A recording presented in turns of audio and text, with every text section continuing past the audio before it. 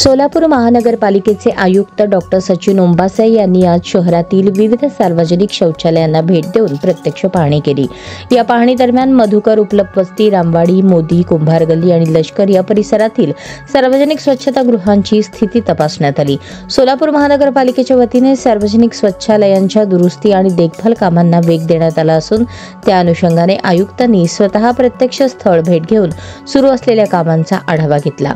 यावेळी त्यांनी सफाई कामगार वेळेत उपस्थित राहतात का, पाण्याचा पुरवठा नियमित आहे का, पाण्याचे टँकर वेळेवर पोहोचतात का, शौचालयांची स्वच्छता नियमित केली जाते का याबाबत सविस्तर माहिती घेतली। पाहणी दरम्यान डॉक्टर ओंबासे यांनी निर्देश दिले की ज्या सार्वजनिक शौचालयांचे दरवाजे तुटले आहेत, पाण्याच्या टाक्या खराब झाल्या आहेत किंवा पाण्याची व्यवस्था सुरळीत नाही अशा ठिकाणांबाबत घनकचरा व्यवस्थापन विभागाने तातडीने प्रस्ताव सादर करावा आणि त्या प्रस्तावाच्या आधारे आवश्यक दुरुस्तीची कामे तात्काळ पूर्ण करण्यात यावीत।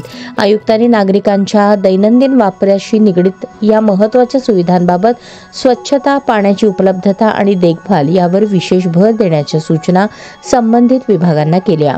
या पाहणी दरम्यान अतिरिक्त आयुक्त वीणा पवार, उपायुक्त तैमूर मुलानी, सहाय्यक आयुक्त शशिकांत भोसले, अतिक्रमण विभागाचे नियंत्रण अधिकारी तपन डंके, अंतर्गत लेखापरीक्षक राहुल कुलकर्णी, मुख्य सफाई अधीक्षक नागनाथ बिराजदार, सफाई अधीक्षक वाहन अनिल सराटे, मुख्य आरोग्य निरीक्षक व सफाई कर्मचारी उपस्थित होते।